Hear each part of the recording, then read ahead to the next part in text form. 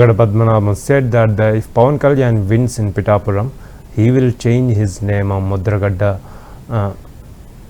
Padmanabhan Reddy completed all the government processes of the name changing and got a Gazette notification. In this background, he released a video message. He clarified that there is no pressure behind his name change.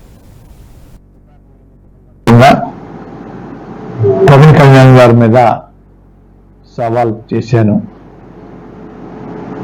ఓటమి చెందానండి. ఓటమి చెందితే పేరు మార్చుకుంటా అన్నాను.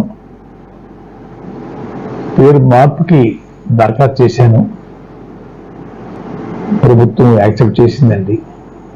బడ్జెట్లో print చేసిందండి. ఆ print చేసిన copy మీ అందరికీ ఇస్తున్నాను.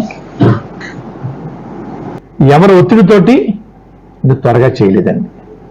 నా ఒత్తిడి, నా రిక్వెస్ట్ తోటి నేను చేయించుకున్నాను తప్ప అయ్యా వేరే ఎవరు ఒత్తిడి ఇందులో లేదని తెలియజేస్తా ఉన్నానండి.